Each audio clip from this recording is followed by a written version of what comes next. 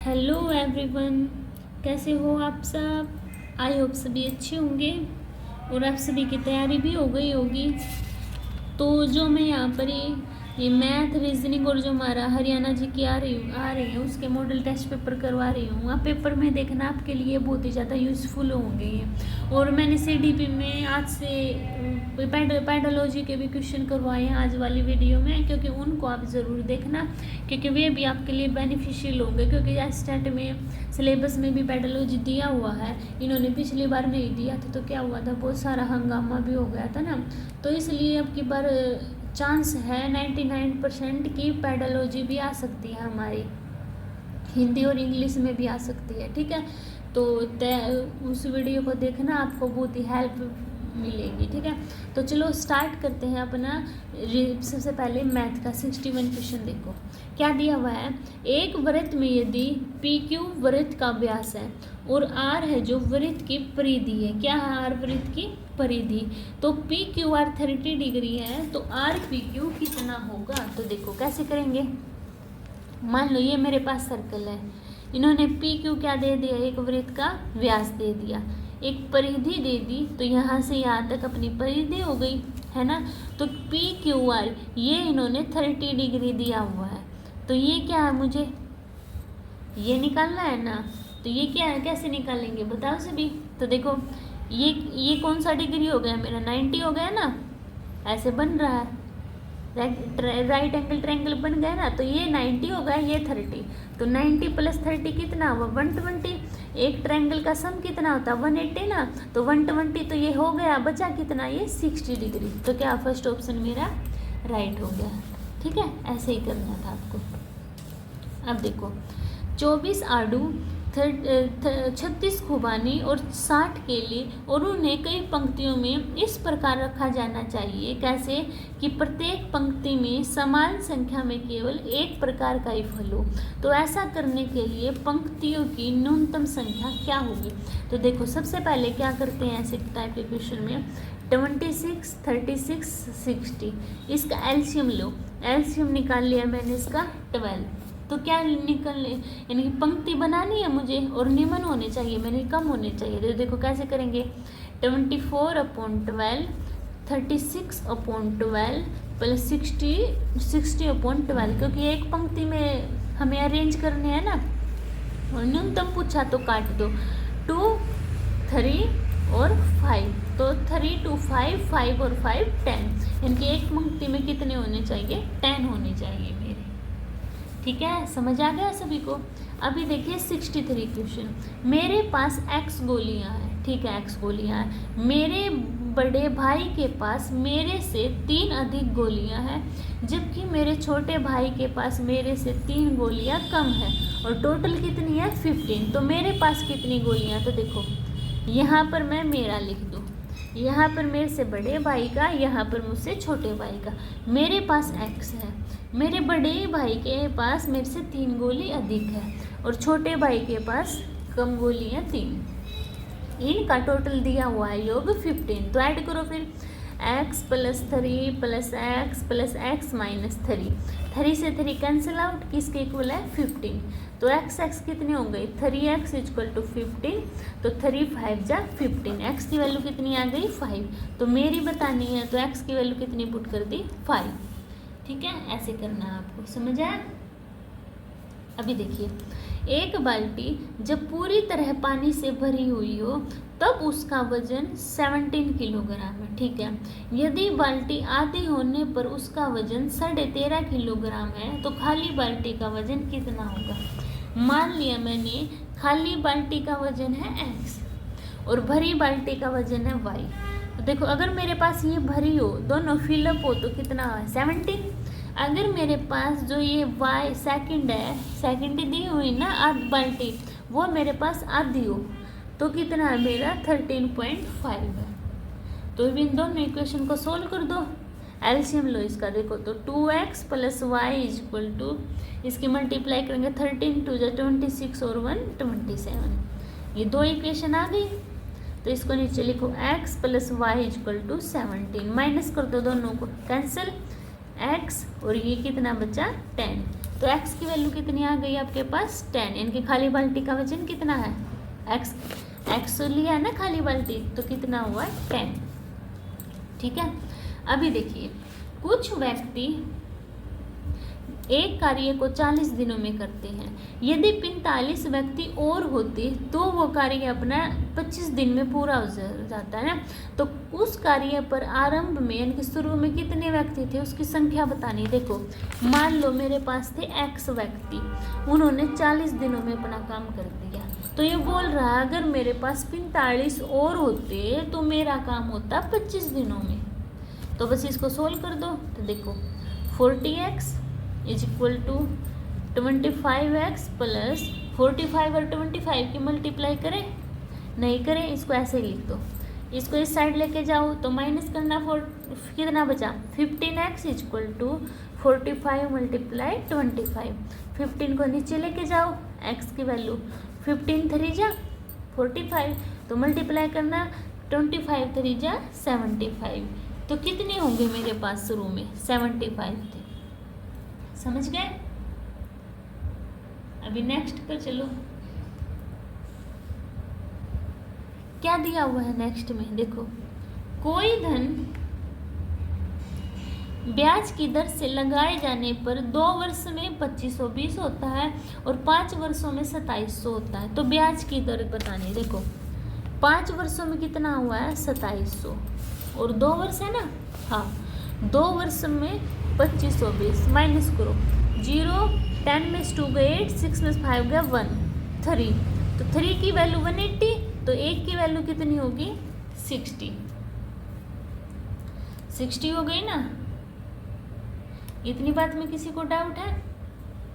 60 हो गई। तो ये कितने साल की आई है मेरी, तो फिर क्या बताना मुझे। देखो एक बार तो ब्याज की दर बतानी है, तो देखो एक बार 3 साल का ब्याज है मेरे पास 180, 1 साल का 60 है, तो 2 साल का कितना होगा मेरा 120 होगा ना। तो कैसे निकाल लेंगे, 2 साल का निकालो 120 मल्टीप्लाई 100 अपॉन में कितना है मेरे पास, इसको क्या है मेरे पास जो ये आया है ना, मेरे पास क्या आया है 2520 में से 2 साल का ब्याज माइनस कर देंगे ना, तो करना 0042, कितना आया 2400 मल्टीप्लाई 2, जो 2 जीरो से 2 जीरो 12 6 जा और अब फिर काट दो 12 2 जा और 5 जा, कितनी परसेंटेज आई 5/2। समझ आया सभी को? ये क्वेश्चन है ना इस टाइप का जरूर आता है हर बार स्टेट में, तो इसको एक बार देख लेना। ठीक है देख लेना इसको। मैंने 2 यहाँ पे 120 क्यों लिखा, क्योंकि इन्होंने शुरू में 2 वर्ष का बताना है ना मुझे, ब्याज की दर तो 2 वर्ष पे निकलेगी, इसलिए मुझे क्या 2 साल का ब्याज कितना हुआ 120 रुपये, यानी कि ब्याज तो 120 मल्टीप्लाई 100, तो मेरे पास कितना होगा 2520 में से 2 साल का माइनस करेंगे तो 2400 ही होगा ना।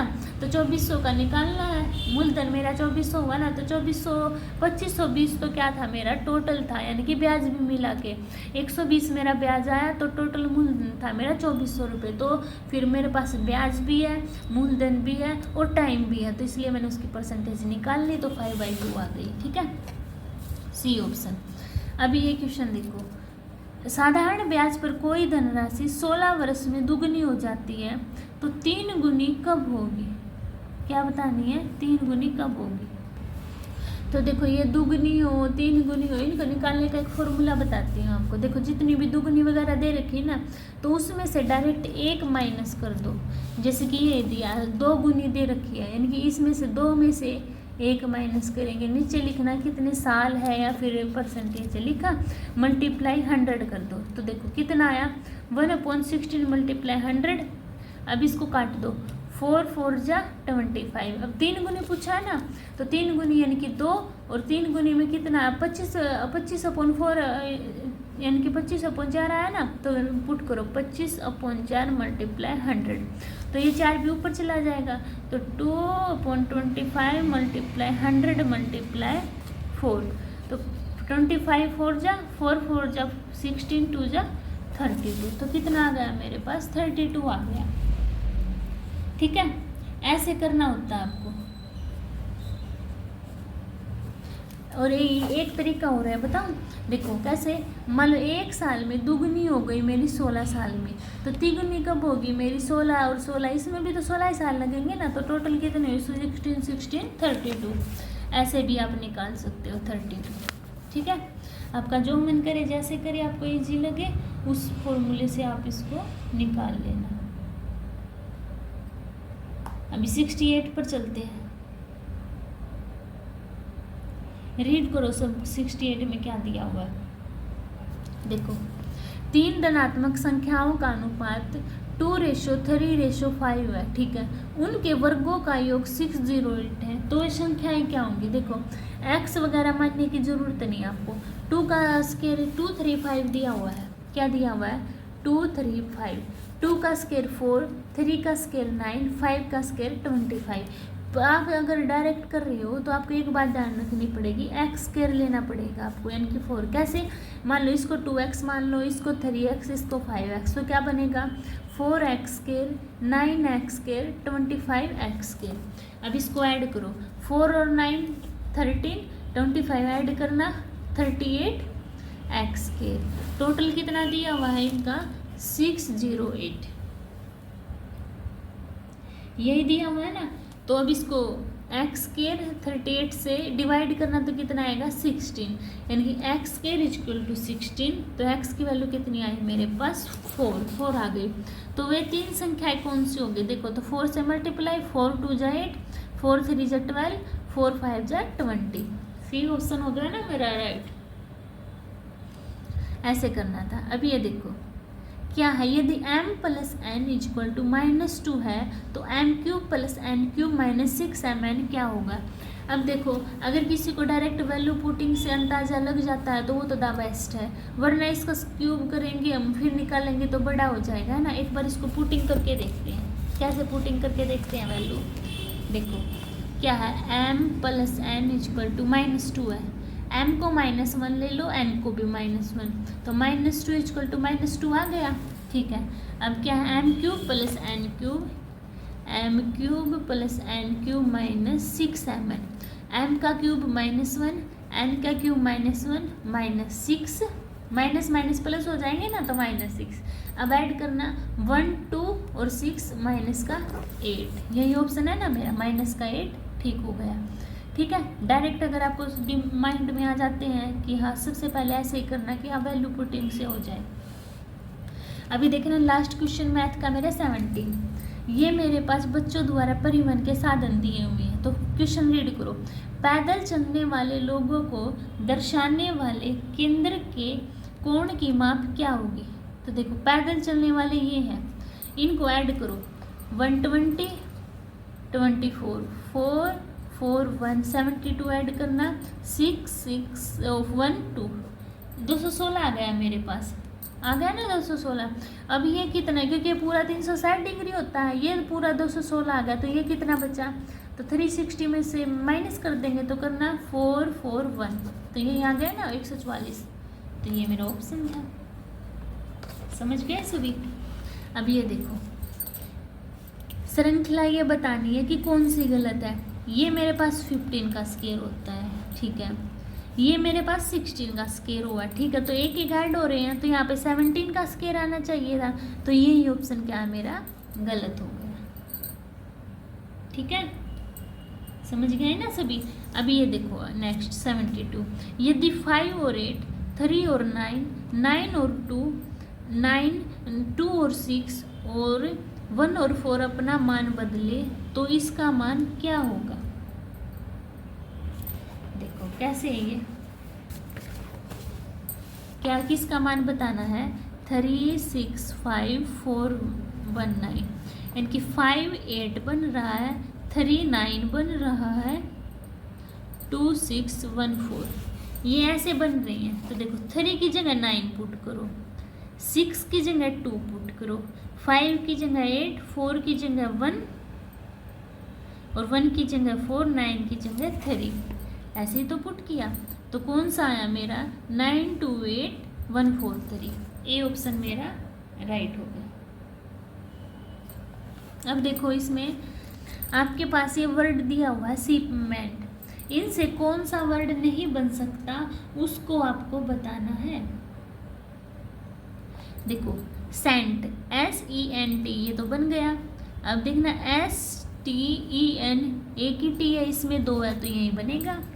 ठीक है, अब ये देखो गॉड इज लव, ये दिया हुआ हमें गॉड का कोड बताना है। देखो God is love, love is beautiful, तो देखो 3 to 9 का क्या दिया हुआ है, God is love, God is love. ठीक है, और 9 to 9 7 का अर्थ है गॉड इज ब्यूटीफुल। तो देखो दोनों में गॉड है और दोनों में और क्या कॉमन है, 9 है ना, कॉमन 9 है। तो गॉड का कोड क्या होगा, पूरे इसका गॉड का ही बताना है हमें, तो क्या होगा,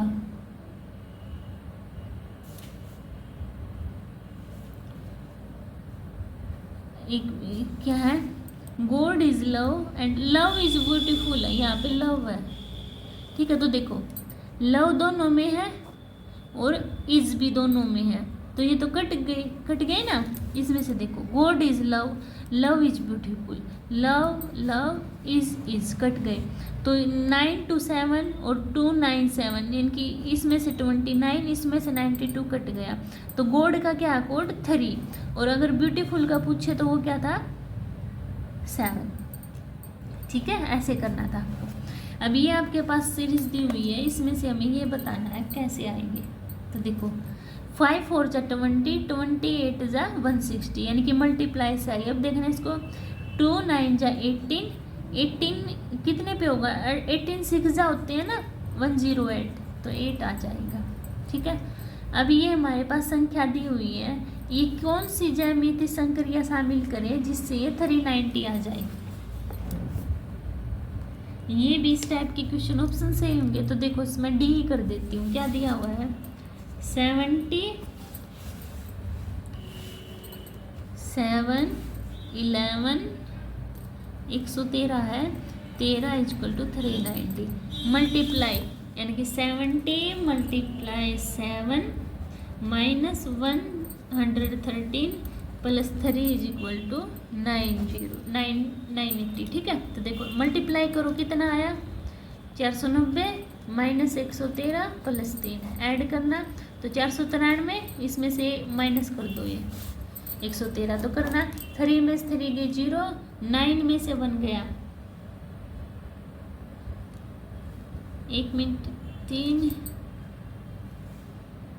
490 में हम क्या ऐड करें, ये 13 आएगा ना, यहाँ पे 13 दिया हुआ है, 13 करेंगे तो इसमें क्या आएगा 13 ऐड करना 3 503 आएगा, सॉरी। ठीक है, अब माइनस करो 503 में से 113, इसमें से कैरी लिया, 10 में से 1 गए 9, और यहाँ क्या बचा 4, 4 में से 1 गया 3, तो 390 आ गया ना। कहाँ है मेरा, यानी कि डी ऑप्शन राइट होगा। अब देखो ये क्वेश्चन, रामदेव अपने घर से 40 किलोमीटर के बाद चलने के बाद बाएं मुड़कर 10 किलोमीटर चलता है। अब देखो उसके बाद 20 मीटर उत्तर में फिर अपने घर की ओर चलता है, मैं किस दिशा में। इनको करने का क्या तरीका है, पढ़ते जाओ और ड्रा करते जाओ लाइन। अब देखो राम अपने घर से दक्षिण में, यानी कि ये होती है ईस्ट वेस्ट नॉर्थ साउथ, यानी कि दक्षिण में चला, नीचे चला, कितना चला है 40 यहाँ से तक। अब वह बाएं मुड़कर, तो बाएं कैसे मुड़ेगा, इसी साइड, तो कहाँ चला 10 किलोमीटर बाएं मुड़ के चला गया यहाँ तक। ठीक है, अब उत्तर में वह 20 चला, यहाँ तक चल दिया, तो किस दिशा में है, यहाँ से यहाँ तक है, ये डायरेक्शन बतानी है ना, तो ये कौन सी होगी बताओ सभी, दक्षिण और पूर्व।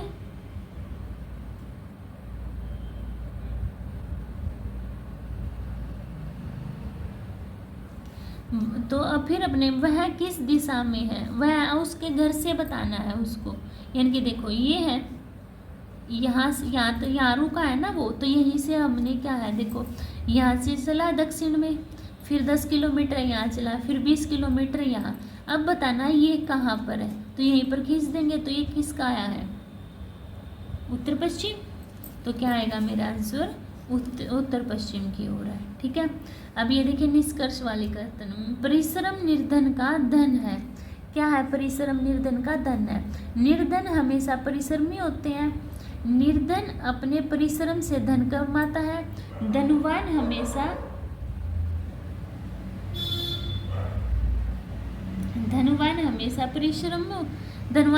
परिश्रमी होता है। या फिर निर्धन यदि परिश्रमी हो तो वह धन कमा सकता है। तो बताओ सभी क्या होगा इसका आंसर, बताओ जल्दी। अब देखो परिश्रम निर्धन का धन है, तो क्या होगा इसका? डी ऑप्शन होगा ना, निर्धन यदि परिश्रमी हो तो वह धन कमा सकता है। अब ये देखो महिलाएं, बहनें और पत्नियां। सबसे पहले तो क्या बनेगा मेरा? महिलाओं का, उसमें बहन भी आएंगी और पत्नियां, क्योंकि कुछ पत्नियां बहन भी तो हो सकती हैं, और ये महिलाएं तो सभी बहन और पत्नियां दोनों महिलाओं में तो आती हैं, तो इसलिए मेरा कौन सा ग्राफ है? बी। समझ गए? अब ये टीवी पर चलो,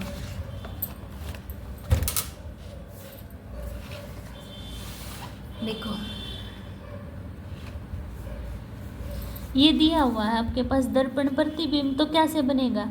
ई ऐसे है, एक तो ये ऐसे चला जाएगा, ई ठीक है। सी ऐसे है तो सी का मुंह उस साइड, तो ये भी कैंसिल, ये भी कैंसिल, ये दो बचे। एन क्या है? एन भी सेम है, ए भी सेम है। अब आर देखो, इसमें भी सेम है, तो इसमें डी एन है जो इसमें उल्टा दे दिया, तो डी ऑप्शन इसमें दे दिया, तो डी ऑप्शन क्या होगा इसका? राइट होगा, क्योंकि देखो ये पलट गया यू, ये तो उसका बनेगा ना ऐसे यू, तो जब हमारा पानी में प्रतिबिंब देखेंगे अगर ऐसा है यू, तो दर्पण प्रतिबिंब भी तो यू ऐसा ही बनेगा, तो डी ऑप्शन क्या होगा मेरा? राइट। अब 81 का आंसर बताओ सभी, क्या दिया हुआ है? रीड करो।